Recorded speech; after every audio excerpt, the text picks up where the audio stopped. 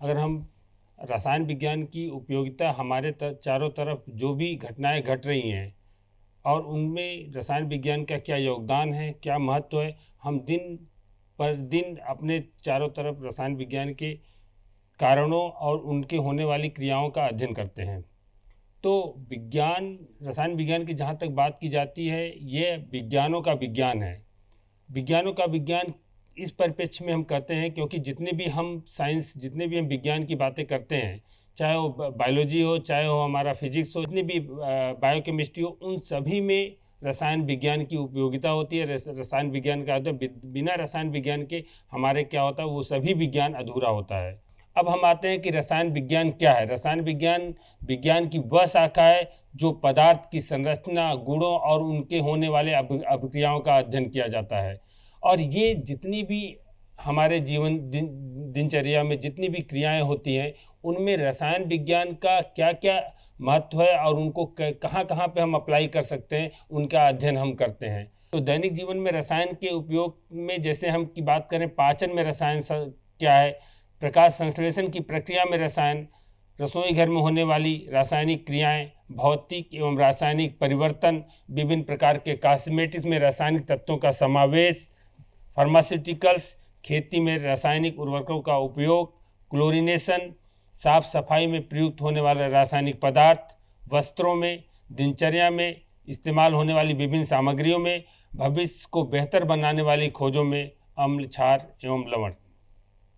अब हम अपने जीवन दिनचर्या की शुरुआत जो है, मानव शरीर की बात करें तो मानव शरीर का लगभग 99% भाग रासायनिक तत्वों से मिलकर बना है। और 99% रासायनिक तत्वों से मिलकर बना है, इसका मतलब ये होता है कि ऑक्सीजन हमारा 65%, हमारे शरीर का 65% भाग ऑक्सीजन का बना होता है, 18% भाग कार्बन से बना होता है, 10% भाग ऑक्सीजन हाइड्रोजन से बना होता है, 3% नाइट्रोजन से बना होता है, और उसमें भी जितना द्रव्यमान होता है उसका 0.85% और भी 5 तत्व होते हैं, जैसे कि सल्फर, पोटेशियम, सोडियम, क्लोरीन और मैग्नीशियम।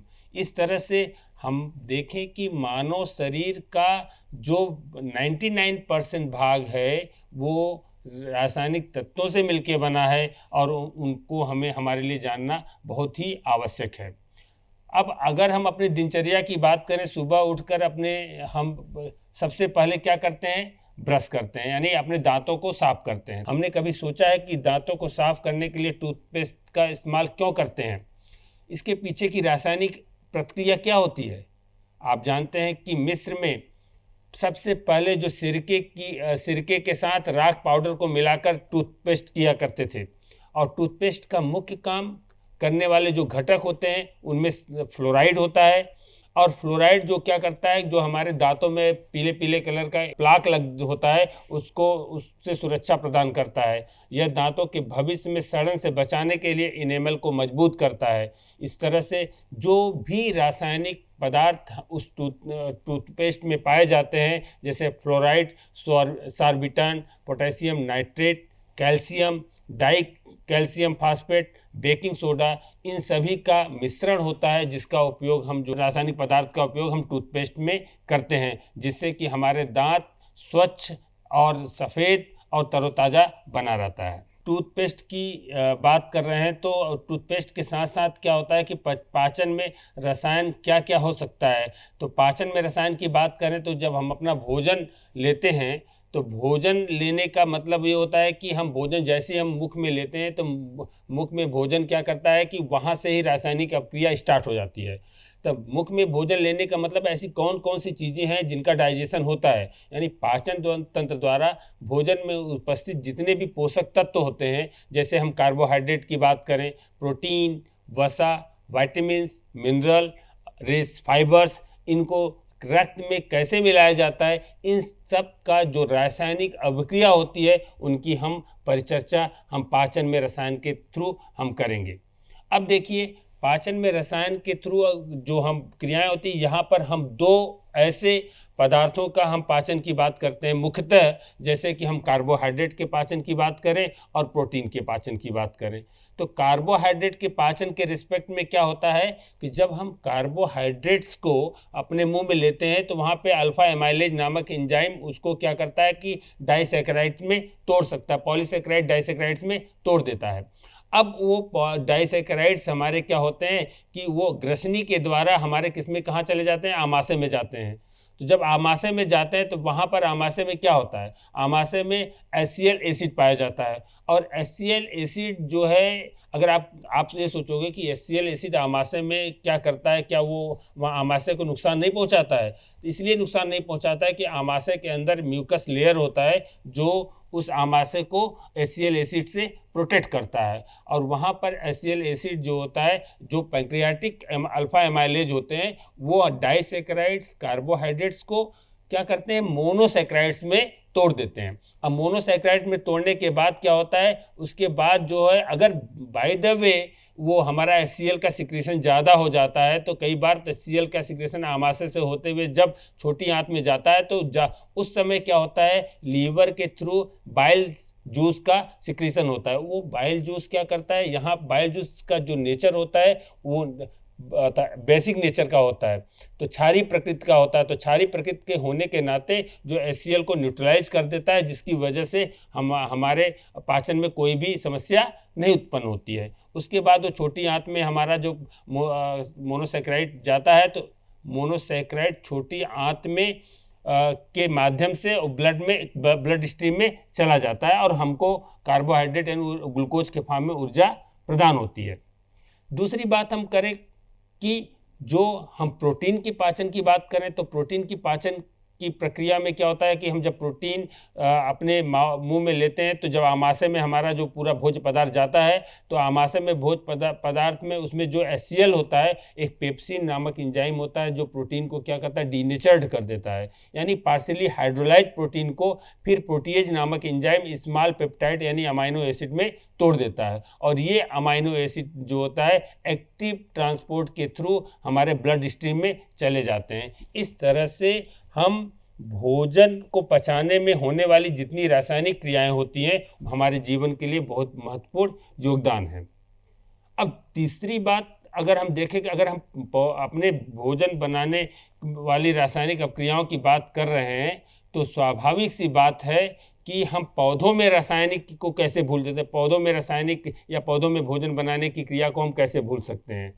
तो जब हम पौधों में रासायनिक क्रिया की बात करते हैं तो हमारे लिए इम्पॉर्टेंट ये है कि क्या रासायनिक क्रिया होता है। जैसे ही हम उनकी चर्चा करते हैं तो हमारे दिमाग में क्या होता है, प्रकाश संश्लेषण उभर के आ जाता है। यानी पौधे अपना भोजन प्रकाश संश्लेषण यानी फोटोसिंथेसिस के माध्यम से बनाते हैं। यानी कि पौधों में जो ग्रीन पत्तियां होती हैं उसमें क्या पाया जाता है, क्लोरोफिल। और क्लोरोफिल में क्या होता है, मैग्नीशियम होता है।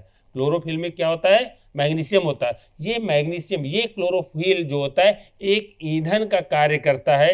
और ईंधन का कार्य करता है कब, हम जैसे हमारा किचन होता है, हमें भोजन बनाना हो तो गैस सिलेंडर की आवश्यकता होती है। उसी तरह पौधे अपना भोजन बनाने के लिए जो क्लोरोफिल होता है वो सनलाइट यानी सूर्य के प्रकाश की उपस्थिति में अपना क्या करते हैं कि एटमॉस्फेयर से, वातावरण से कार्बन डाइऑक्साइड लेते हैं और ज़मीन से क्या लेते हैं, पानी लेते हैं। और दोनों का जो रिएक्शन होने के पश्चात हमें ग्लूकोज मिलता है, यानी उनका भोजन तैयार हो जाता है, भोजन वो प्राप्त करते हैं और ऑक्सीजन को लिबरेट करते हैं।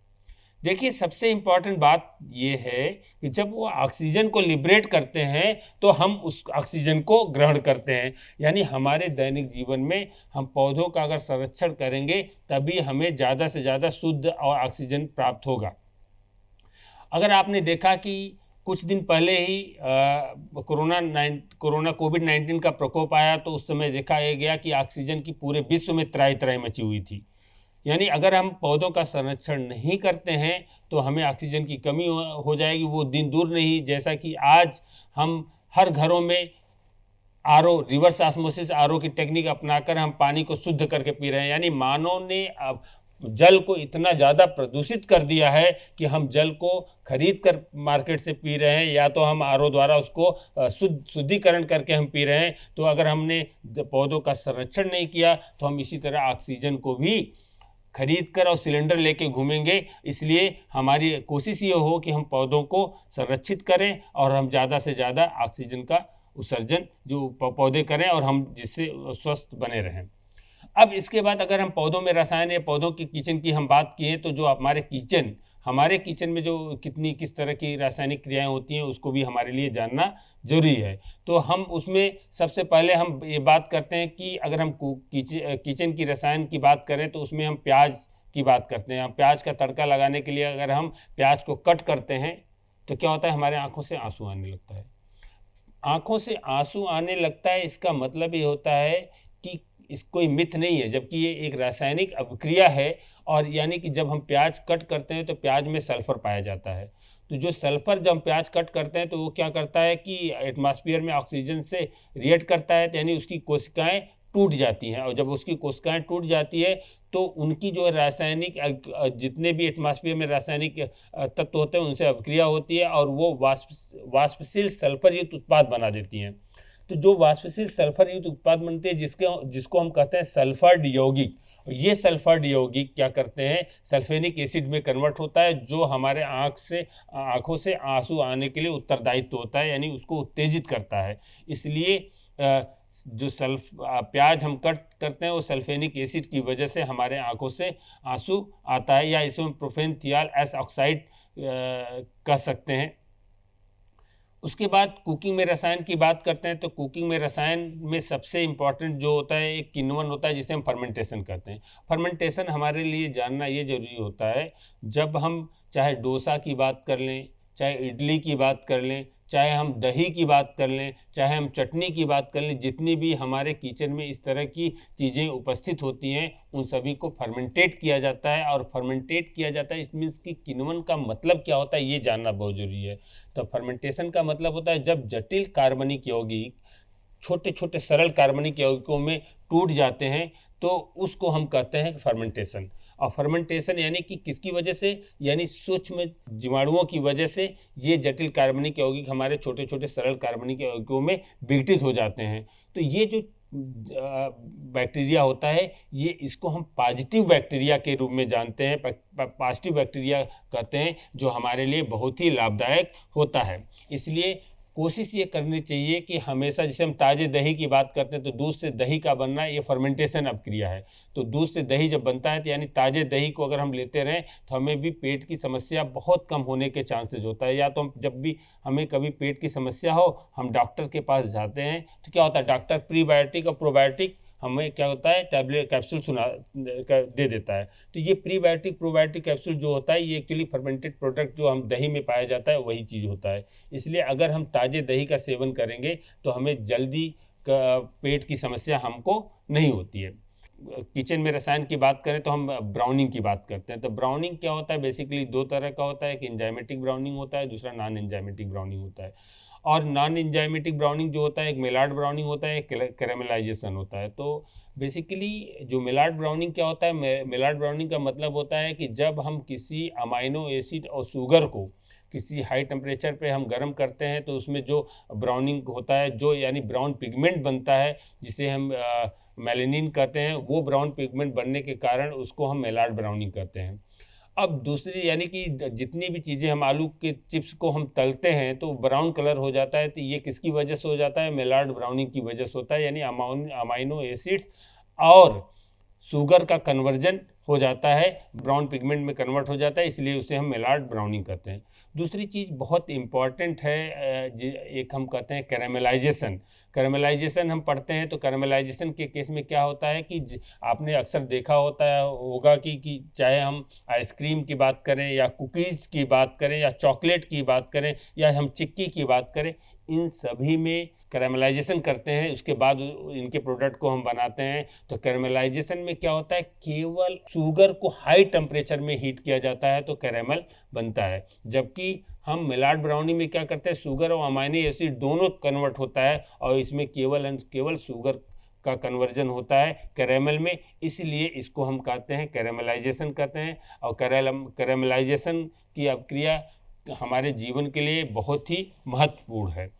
और दूसरा हम बात कर रहे थे कि अगर हम एंजाइमेटिक की बात कर रहे थे तो उसमें हम एक डिजायर्ड और अनडिजायर्ड ब्राउनिंग की बात कर रहे थे। तो अनडिजायर्ड जो ब्राउनिंग होता है, जैसे हम मान लो कि हम सेब को कट करें, यानी कि एप्पल हो, पोटैटो हो, बनाना हो, इनको हम कट करते हैं तो कुछ देर बाद ये ऑक्सीडाइज हो जाते हैं और ये ब्राउन पिगमेंट शो करने लगते हैं, तो उसको भी हम क्या करते हैं, ब्राउनिंग कहते हैं।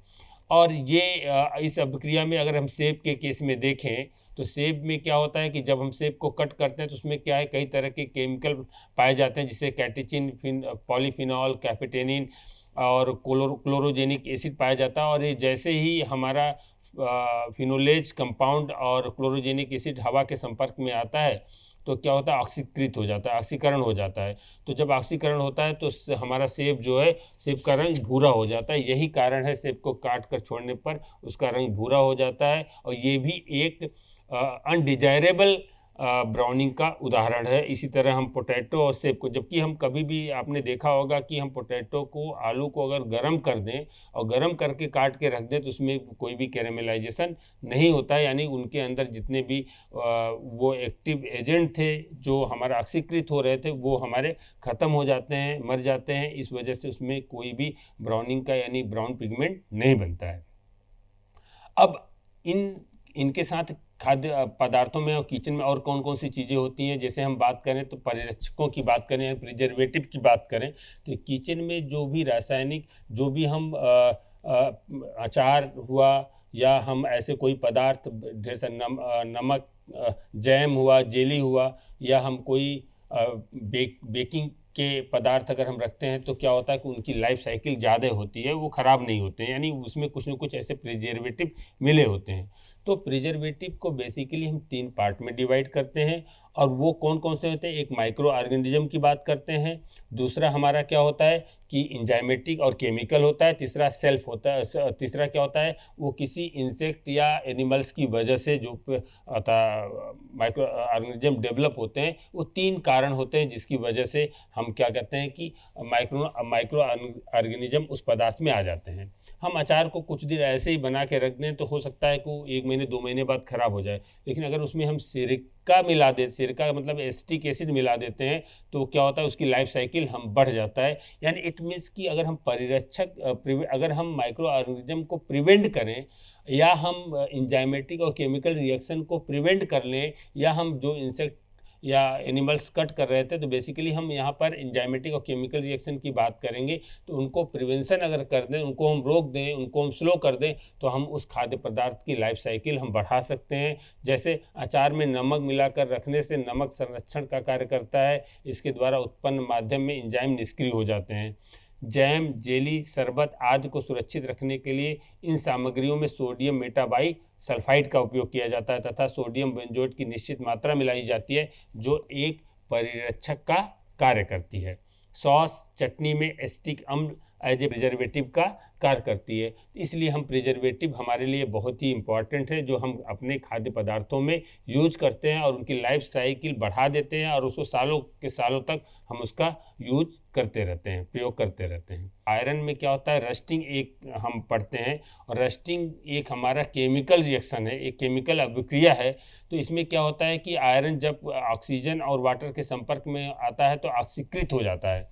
तो इसमें जो ऑक्सीकृत होने का मतलब होता है कि आयरन का आयरन ऑक्साइड में कन्वर्ट हो जाना, और जब आयरन ऑक्साइड में कन्वर्ट हो जाता है तो उसी को हम लोग क्या कहते हैं, रस्टिंग कहते हैं, यानी जंग लगना कहते हैं। और धीरे धीरे आयरन हमारा क्या होता है, क्षीण होता जाता है, और एक समय ऐसा आता है कि आयरन हमारा डिस्ट्रॉय हो जाता है।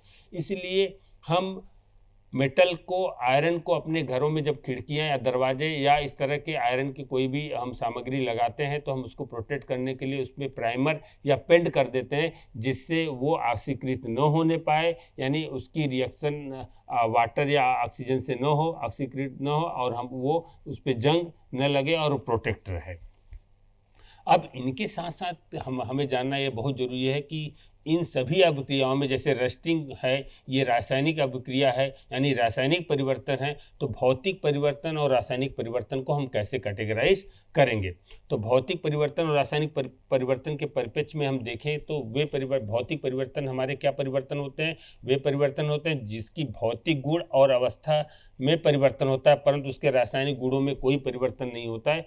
उस तरह के गुण को हम लोग कहते हैं भौतिक परिवर्तन कहते हैं। जैसे अगर हम पानी की 3 अवस्थाएं हम लोग पढ़ते हैं, एक होता है ठोस, दूसरा द्रव और तीसरा क्या होता है गैस। ठोस अवस्था को हम लोग कहते हैं बर्फ। अब बर्फ को अगर हम मेल्ट कर दें तो क्या हो जाता है, द्रव में कन्वर्ट हो जाता है। और द्रव को अगर हम गर्म कर दें तो किस में कन्वर्ट हो जाता है, वाष्प वेपर में कन्वर्ट। लेकिन तीनों में अगर उसका हम रासायनिक कंपोजिशन की बात करें, केमिकल कंपोजिशन, वो हमारा क्या होता है, H2O ही होता है। यानी कि उसमें कोई भी रासायनिक परिवर्तन, उसके रासायनिक गुणों में कोई परिवर्तन नहीं हो रहा है, इसलिए यहाँ पर क्या हो रहा है, भौतिक परिवर्तन है। अब दूसरे उसकी बात करें, अगर हम रासायनिक परिवर्तन की बात करें तो रासायनिक परिवर्तन वे परिवर्तन होते हैं जिसमें पदार्थ की रासायनिक गुणों तथा उनके संगठन में परिवर्तन होता है। तो रासायनिक गुणों में परिवर्तन हो जाता है यानी तो उसे हम क्या कहते हैं, रासायनिक, यानी एक नया उत्पाद बन जाता है, नया एक पदार्थ बन जाए तो उसे हम कहते हैं रासायनिक परिवर्तन। तो भौतिक परिवर्तन हमारा क्या होता है, उत्क्रमणीय अभिक्रिया होती है, रिवर्सिबल रिएक्शन होता है उसमें, वो फिर से पुनः प्राप्त किया जा सकता है। जबकि जिस भी यौगिक में रासायनिक अभिक्रिया होता है, रासायनिक परिवर्तन होता है, उसको हम पुनः प्राप्त नहीं कर सकते हैं, यानी कि वो हमारी अनुत्क्रमणीय अभिक्रिया होती है, यानी इरिवर्सिबल रिएक्शंस होते हैं। जैसे हम कागज़ को अगर फोल्ड कर दें तो फिर उसको हम फैला दें तो वो हमारा भौतिक परिवर्तन है। लेकिन अगर हम कागज़ को जला दें तो कार्बन में कन्वर्ट हो जाता है, तो ये हमारा एक रासायनिक परिवर्तन है। तो कुछ और उदाहरणों के थ्रू हम भौतिक परिवर्तन और रासायनिक परिवर्तन को जानेंगे। वो हमारे उदाहरण क्या हैं, जैसे हम बात करें कि पिघला हुआ मोम, अगर हम मोम को पिघला दें और फिर मोम को ठंडा कर दें तो उसके कोई भी रासायनिक उसमें परिवर्तन नहीं होता है। इसलिए पिघले हुए मोम को हम क्या कहते हैं, उसमें भौतिक परिवर्तन हो रहा है। जबकि अगर हम मोम को जला दें तो वो क्या होता है कि कार्बन में कन्वर्ट हो जाता है, यानी मोम हमारा वैक्स ऑक्सीकृत हो जाता है। तो वहाँ पर मोम का जलना ये हमारा क्या है, एक रासायनिक परिवर्तन है। आइसक्रीम का बनना और आइसक्रीम को मेल्ट कर दें फिर से हमारा उसके कॉन्स्टिट्यूएंट पार्टिकल में कन्वर्ट होना, ये एक भौतिक परिवर्तन होता है। इसमें कोई भी रासायनिक अभिक्रिया नहीं होती है। लेकिन दही का बनना हमारा क्या है, एक रासायनिक परिवर्तन है कि हम दूध से दही का बनना लैक्टोबैसिलस एसिड के थ्रू, ये हमारा क्या होता है, लैक्टिक एसिड में कन्वर्ट हो जाता है। तो ये हमारा एक रासायनिक परिवर्तन होता है। ये दोबारा हम इससे दूध नहीं बना सकते हैं, ये हमारा इरिवर्सिबल रिएक्शन होता है। तीसरी चीज़, हम गर्म लोहे को अगर हम गर्म करते हैं तो गर्म कर कर फिर हम ठंडा कर दें तो लोहा हमको प्राप्त हो जाता है, वही लोहा, उसमें उसके रासायनिक में कोई परिवर्तन नहीं होती है। तो उसको हम क्या कहते हैं, भौतिक परिवर्तन है। जबकि लोहे में जंग लगना हमारा क्या कहलाता है, रासायनिक परिवर्तन कहलाता है। इसके साथ साथ ऐसे बहुत ढेर सारे एग्जाम्पल हैं, जैसे बुझा हुआ चूना और चीनी को ले लो। एक गिलास में चीनी को घोलें तो चीनी को घोलने पर हम घोल दें तो वो क्या होता है, ठंडा फील होने लगता है। तो क्या होता है कि चीनी का घुलना, उसको इवेपोरेट कर दें अगर तो चीनी हमें पुनः मिल जाता है। ये एक तरह का भौतिक परिवर्तन है। जबकि हम कैल्शियम ऑक्साइड यानी बिना बुझा हुआ चूना को अगर हम वाटर में घोलेंगे तो एक्जोथर्मिक रिएक्शन होता है, हीट निकलती है और वो कैल्शियम ऑक्साइड से कैल्शियम हाइड्रोक्साइड में कन्वर्ट हो जाता है। तो ये हमारा एक रासायनिक परिवर्तन है। और अब अगर हम इन भौतिक परिवर्तन और रासायनिक यानी किचन की बात कर रहे थे, तो हम कॉस्मेटिक्स यानी कि जो अपने दैनिक जीवन में सौंदर्य प्रसाधन की चीज़ें यूज करती हैं, तो उनमें हम रसायन की बात को कैसे हम भूल सकते हैं। इसलिए अब हम कॉस्मेटिक्स की बात कर रहे हैं, यानी त्वचा को संरक्षित करने और सुगंध जोड़ने से लेकर उत्पाद को चिकना आकर्षक बनाने के लिए व्यक्तिगत देखभाल वाले उत्पादों को हम कॉस्मेटिक की श्रेणी में रखा जाता है। जैसे टाइटेनियम डाइऑक्साइड का उपयोग सौंदर्य प्रसाधन, टूथपेस्ट, साबुन, सनस्क्रीन आदि के रूप में किया जाता है। एमिलिएंट्स का उपयोग सौंदर्य प्रसाधनों, चिकना और त्वचा को मुलायम बनाने के लिए किया जाता है। साइट्रिक एसिड का उपयोग परिरक्षक के रूप में उत्पादों के पीएच को बैलेंस करने के लिए किया जाता है। खनिज तेल एक हल्का घटक है जिसका उपयोग बेबी लोशन, कोल्ड क्रीम, मलहम आदि अन्य कॉस्मेटिक पदार्थों को बनाने के लिए किया जाता है। ऑक्सीबेंजोन, बेंजोफिनोन हानिकारक यूवी किरणों को रोकने में मदद करता है। तो इसलिए ये हमारा सन स्क्रीन को प्रोटेक्ट करने के लिए, सन से स्क्रीन को प्रोटेक्ट करने के लिए सन क्रीम बनाने के लिए किया जाता है। जिंक ऑक्साइड एक ऐसा खनिज है जो त्वचा पर जो है यूवी अल्ट्रावायलेट की हानिकारक किरणों को रोकता है, इसलिए इसको भी हम सन क्रीम के रूप में यूज करते हैं। तो ये ढेर सारे हमारे रासायनिक पदार्थ हैं जो कॉस्मेटिक्स के रूप में प्रयुक्त किए जाते हैं। अब हम फार्मास्यूटिकल्स की बात करें तो फार्मास्यूटिकल्स में बेसिकली हम कई तरह के रासायनिक पदार्थों का उपयोग करके हम दवाएं बनाते हैं। तो अगर दवाओं की बात करें तो यानी कि एक टर्म देते हैं मेडिसिन, दूसरा हम देते हैं ड्रग्स। तो मेडिसिन बेसिकली क्या होता है कि यानी हमारे अंदर होने वाली विकृतियों और हमारी समस्याओं को दूर करने के लिए हम मेडिसिन का उपयोग करते हैं। जबकि ड्रग्स क्या होता है, वो ड्रग्स हमारा क्या होता है कि बेसिकली वो जैसे हीरोइन, कोकेन या इस तरह के जो पदार्थ होते हैं, जो नशीले पदार्थ होते हैं, उनके लिए हम ड्रग्स शब्द का यूज करते हैं, उपयोग करते हैं। और लेकिन ये भी इम्पॉर्टेंट हमारे लिए जानना होता है कि सभी मेडिसिन हमारे ड्रग्स हो सकते हैं, जबकि सभी ड्रग्स हमारे मेडिसिन नहीं होते हैं। जैसे हीरोइन या इस तरह की कोई भी नशीले पदार्थ जो होते हैं, वो सभी नशीले पदार्थ ड्रग्स की मेडिसिन की श्रेणी में नहीं आते हैं। तो उन सभी को अगर हम ध्यान रखें तो पेन रिलीवर्स के रूप में हम पैरासीटामॉल्स की एनाल्जेसिक मेडिसिन का उपयोग करते हैं। और इस तरह से एंटीसेप्टिक में डिटॉल, जैसे हमें कोई भी इचिंग या कट जाता है तो उसको डिटॉल का यूज करते हैं। इसी तरह अगर एसिडिटी बढ़ जाती है तो एसिड यानी HCl का ज़्यादा सिक्रीशन हो जाता है, तो उसको न्यूट्रलाइज करने के लिए हम लोग डाइजीन पीते हैं। तो डाइजीन पीते हैं यानी कि ये जितनी भी केमिकल रासायनिक पदार्थ हैं जो मेडिसिन में उपयोग किए जाते हैं, चाहे वो एंटीएसिड के रूप में किए जाते हैं, चाहे एनाल्जेसिक के रूप में किए जाते हैं, चाहे एंटीसेप्टिक के रूप में किए जाते हैं, चाहे हमारा एंटीबायोटिक के रूप में किए जाते हैं। तो एंटीबायोटिक का मतलब होता है कि जो बैक्टीरिया और फंजाइस के रसायन से बनने वाले पदार्थ को हम क्या कहते हैं, एंटीबायोटिक कहते हैं। तो एंटीबायोटिक बेसिकली क्या होता है कि हमारे अंदर जो बैक्टीरिया और उसको किल करने के लिए यूज किया जाता है। तो ये यौगिक बैक्टीरिया और माइक्रो ऑर्गेनिज्म के खिलाफ प्रभावी होते हैं। और एंटीबायोटिक का मुख्यतः आपातकालीन स्थितियों में जीवन को बचाने के लिए भी उपयोग किया जाता है। तो अगर हम अपने जीवन में एंटीबायोटिक की बात कर रहे हैं तो हम ये कैसे भूल सकते हैं कि खेती में हम एंटीबायोटिक्स का क्या यूज करते हैं। तो खेती की बात करें तो खेती में रासायनिक उर्वरकों का क्या उपयोग होता है और उनमें एंटीबायोटिक को किस फॉर्म में हम यूज किया जाता है।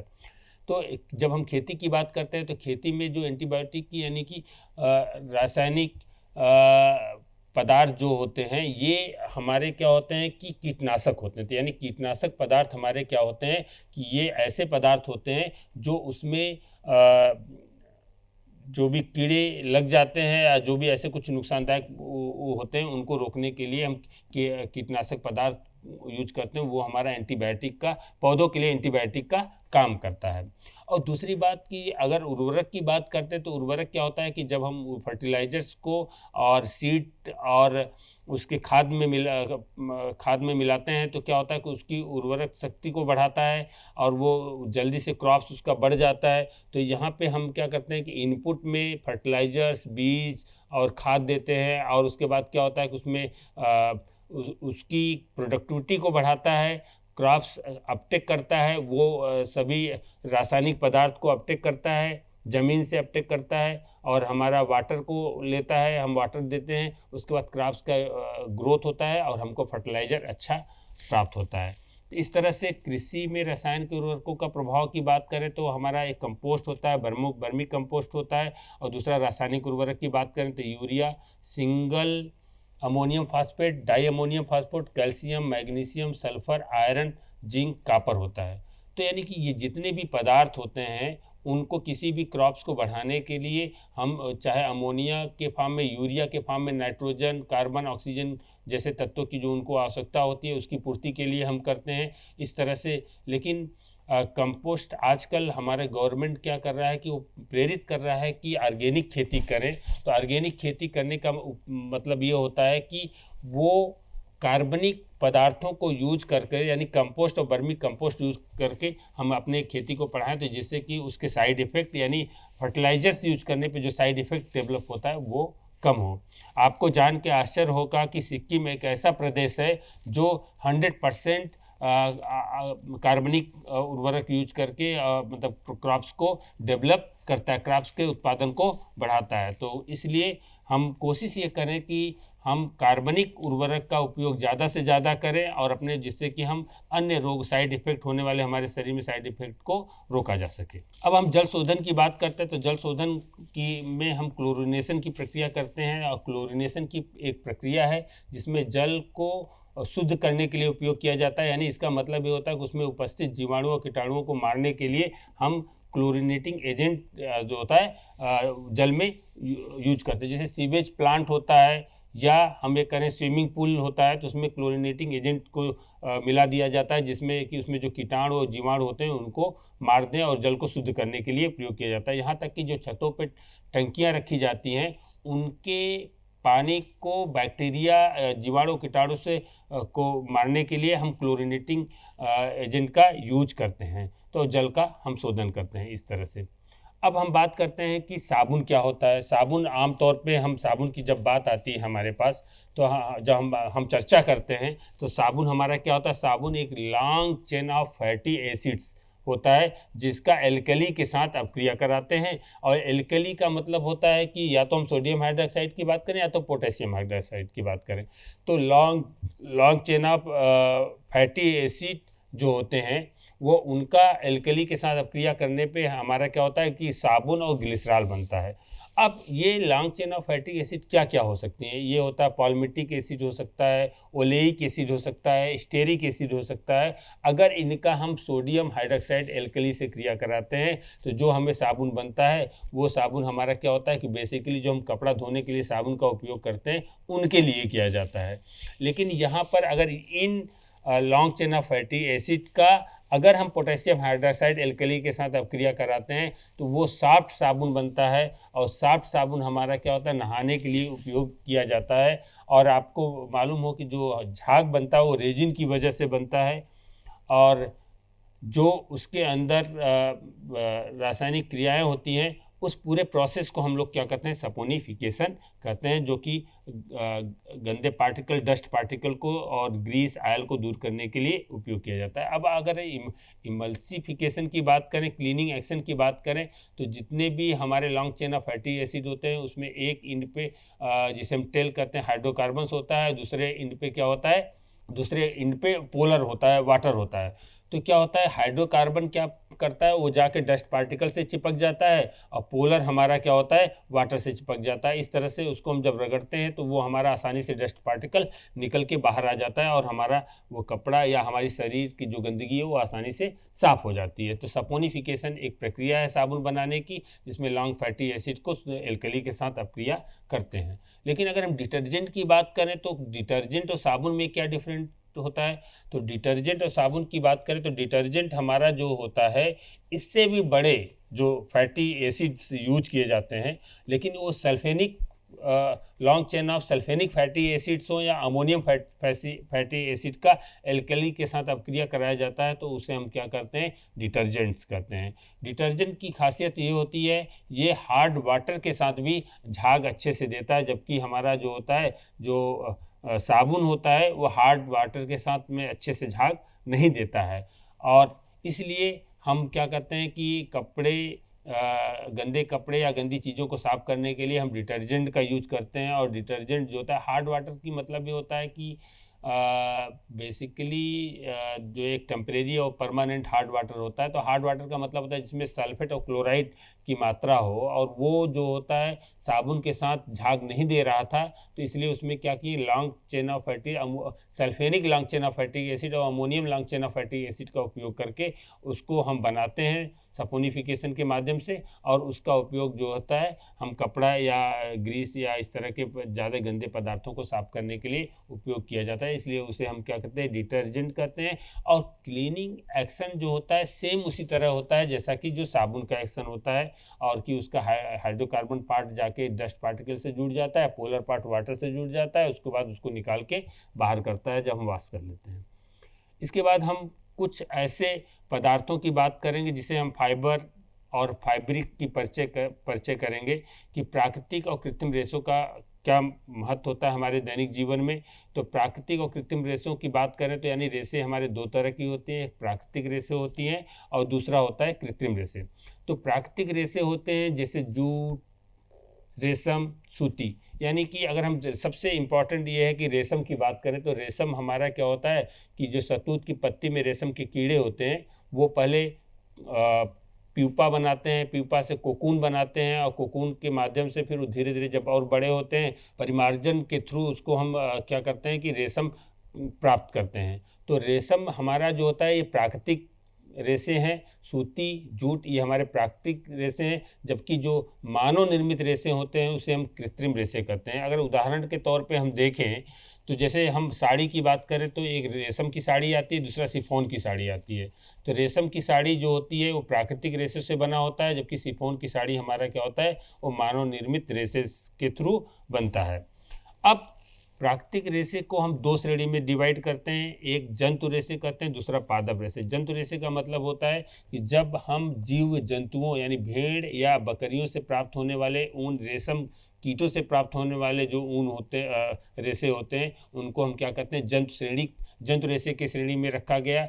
जबकि जो पौधों से कपास, पटसन से प्राप्त होने वाले जो रेशे होते हैं, जैसे कपास से सूती धागा, पटसन से जूट प्राप्त किया जाता है, इनसे प्राप्त होने वाले जो रेशे होते हैं वो पादप रेशों की श्रेणी में रखा गया है। और कृत्रिम रेशों में हम संश्लेषित रेशे की बात करते हैं। संश्लेषित रेशे का मतलब जिसको हम सिंथेसाइज करके हम बनाते हैं, किसी भी प्राकृतिक रेशे का उपयोग न कर हम डायरेक्ट सिंथेसिस रेशे बनाएं, जैसे नायलॉन, टेरिलिन, रियान, पॉलिस्टर। ये बहुत ही कंफर्टेबल होते हैं, बहुत ही सस्ते होते हैं और बहुत ही रफ टफ में यूज किए जा सकते हैं। तो इसलिए हम क्या करते हैं सिंथेटिक रेशे जो है अपने दैनिक जीवन में हम बहुत उपयोग करते हैं। चाहे हम पॉलिस्टर की बात कर लें, चाहे रेयान की बात कर लें, चाहे टेरिलिन की बात कर लें, चाहे नायलॉन की बात कर लें, ये सस्ते होते हैं और इनके रख रखाव के लिए बहुत ज़्यादा ध्यान रखने की ज़रूरत नहीं होती है। इस तरह से हम सिंथेटिक रेशे हमारे दैनिक जीवन में महत्वपूर्ण योगदान करते हैं। और जो हम जंतु रेशे की बात करते हैं तो आपने सुना होगा कि कश्मीर में एक पश्मीना बकरी पाई जाती है और पश्मीना बकरी से पश्मीना शॉल बनाया जाता है, जो कश्मीर के लोग ज़्यादातर उसका एक्सपोर्ट करते हैं। तो ये पश्मीना शॉल और या हम कहें कि अंगूरा शॉल ये वहाँ की एक बकरी की प्रजाति है जिसके बालों से जो है वो ऊन तैयार किया जाता है और उनको पश्मीना और अंगूरा शॉल के रूप में उसके पूरे विश्व में एक्सपोर्ट किया जाता है। इस तरह से इनके कपड़े बनाने की जो प्रक्रिया होती है उसको हम कहा जाता है फाइबर टू फैब्रिक। यानी इन ऊनों को निकाल कर, जानवरों से, जीव जंतुओं से निकाल कर उनका पूरा परिमार्जन करने के बाद जो हम धागे तैयार की जाती है, उनसे जो फैब्रिक तैयार की जाती है, इस पूरे प्रोसेस को कहा जाता है फाइबर टू फैब्रिक्स और हमें ऊन और कपड़े तैयार किए जाते हैं।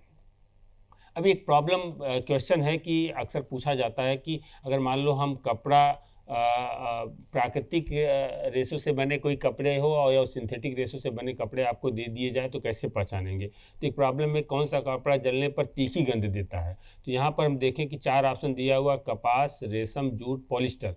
तो यहाँ पर कपास, रेशम, जूट तीनों हमारा क्या है, कृत्रिम रेशे हैं यानी प्राकृतिक रेशे हैं, जबकि पॉलिस्टर हमारा क्या हो, सिंथेटिक रेशे हैं। तो सिंथेटिक रेशे को जो हम जलाते हैं तो तीक्ष्ण गंध के साथ जलता है, जिससे हमें पता चल जाता है कि ये सिंथेटिक रेशे हैं। और बाकी जो हमारे जो प्राकृतिक रेशे हैं उस तीक्ष्ण गंध के साथ नहीं जलती हैं। तो इसलिए आसानी से हम उसको मतलब डिफ्रेंशिएट कर सकते हैं कि प्राकृतिक फाइबर और सिंथेटिक फाइबर में क्या अंतर होता है। तो इनके जो सिंथेटिक फाइबर होते हैं उनकी प्रोसेस में क्या होता है कि हम प्राकृतिक रेशों के स्थान पर प्रयोग होने वाले मानव निर्मित जो नायलॉन, टेरिलिन, डेक्रान इस तरह के फाइबर्स होते हैं उनका हम प्रोसेस करके हम जो फाइबर बनाते हैं तो उस प्रोसेस को हम कहते हैं सिंथेटिक रेशे कहते हैं। और इस सिंथेटिक रेशों को यूज करके हम डिफरेंट टाइप के हम फैब्रिक्स तैयार करते हैं।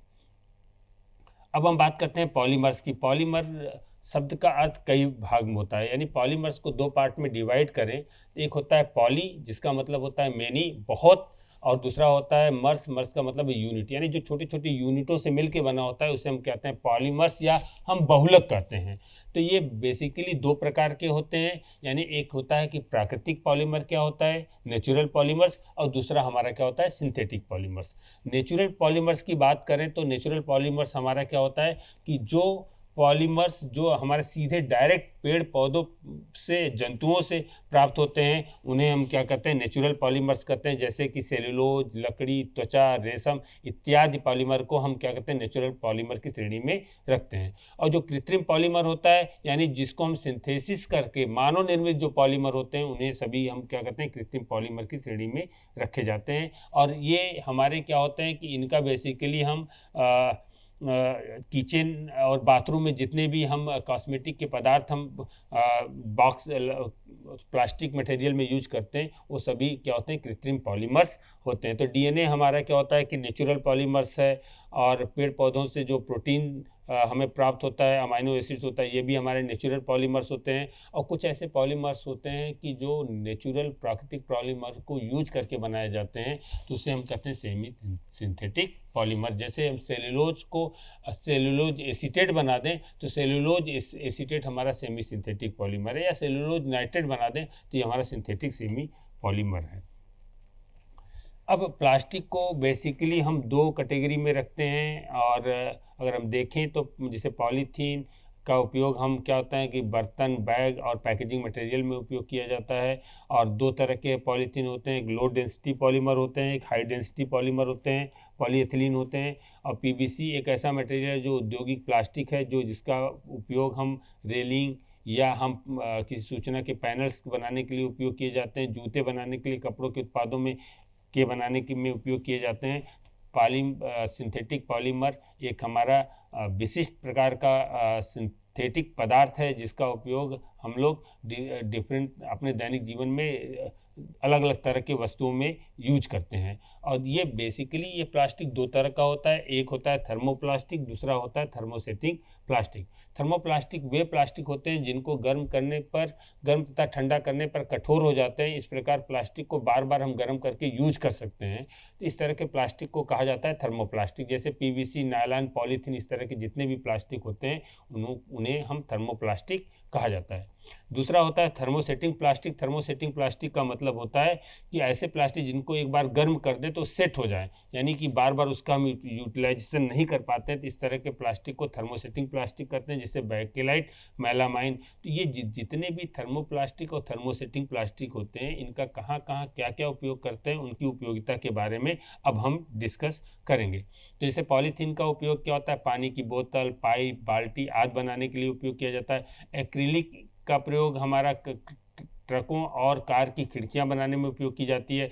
और प्रोपाइलिन का प्रयोग रस्सी, रेसे, मजबूत पाइप बनाने में किया जाता है। बैकेलाइट बिजली के प्लग, स्विच बनाने, कंघी, पेन, यानी ये थर्मोसेटिंग पॉलीमर होता है, प्लास्टिक होता है, इसका बनाने में किया जाता है। मेलामाइन का उपयोग बर्तन बनाने में किया जाता है। मेलामाइन के बर्तन आजकल बहुत प्रचलित हैं, लोग यूज करते हैं, तो लेकिन इनके कुछ साइड इफ़ेक्ट भी होते हैं। बहुत ज़्यादा मेलामाइन के बर्तन को हीट करके नहीं यूज करना चाहिए। टेफ्लॉन की कोटिंग करते हैं, जो तेल उसमें चिपकता नहीं है, तो टेफ्लॉन यानी नॉन स्टिक बर्तन का उपयोग किया जाता है। स्टायरीन यानी थर्माकोल का उपयोग जो है खिलौने बनाने में किया जाता है, या किसी भी पदार्थ को संचायक सेल के रूप में, पैकेजिंग मटेरियल के रूप में किया जाता है। अब हम धूप की चश्मे की रसायन की बात करें तो धूप के चश्मे में पराबैंगनी किरणों से बचाव के लिए हम धूप के चश्मे का उपयोग करते हैं। तो क्रूक्स ग्लास मुख्य रूप से सीरियम ऑक्साइड से बना होता है, यानी सीरियम ऑक्साइड एक रासायनिक पदार्थ है और जो सूर्य से निकलने वाली पराबैंगनी किरणों को अवशोषित करता है।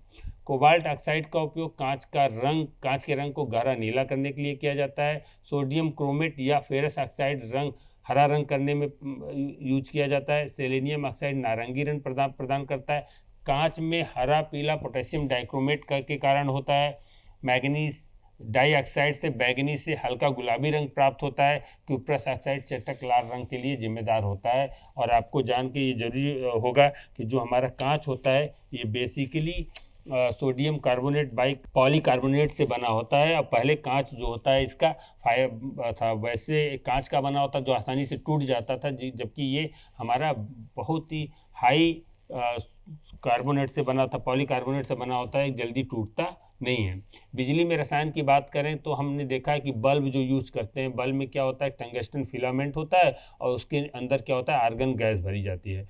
तो आर्गन गैस एक माध्यम होता है जिसके द्वारा विद्युत जो होता है हमारा फिलामेंट तक पहुंचता है। और क्योंकि जो टंगस्टन होता है फिलामेंट होता है उसका जो मेल्टिंग पॉइंट होता है बहुत उच्च तापमान का होता है, यानी गलनांक उसका बहुत उच्च होता है। इस वजह से जब हम आर्गन के माध्यम से उसमें जब विद्युत पहुंचता है तो वो गर्म होता है, और उसका 2500 से 3000 डिग्री टेम्परेचर पे क्या होता है कि वो रोशनी या प्रकाश में परिवर्तित हो जाता है। तो ये यानी टंगस्टन का उपयोग, टंगस्टन एक तत्व है, जिस धातु है जिसका उपयोग हम क्या होता है बल्ब बनाने के लिए उपयोग किया जाता है। इसकी बल्ब की खोज थॉमस एल्वा एडिसन ने किया था, और इस तरह से जो शीशे के तार बिजली के आधार से टंगस्टन फिलामेंट तक जाने देते हैं, यह फिलामेंट प्रकाश और चमक उत्सर्जित करने का कारण होता है। तो इसमें जो रसायन है उसकी हम बात करेंगे।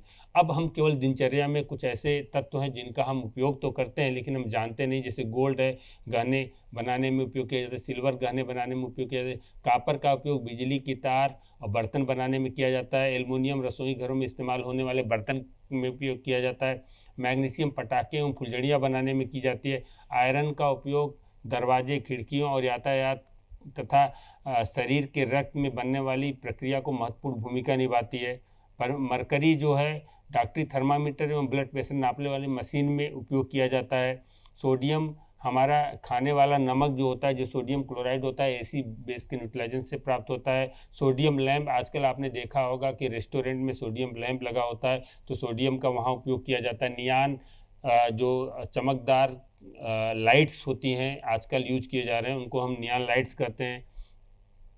प्लेटिनम का उपयोग गहने बनाने में उपयोग किया जाता है। फास्फोरस माचिस उद्योग में उपयोग किया जाता है। आर्गन का विद्युत बल्ब बनाने में मैंने पहले ही डिस्कस कर लिया आपको। हीलियम गुब्बारों में हवा भरने के लिए उपयोग किया जाता है।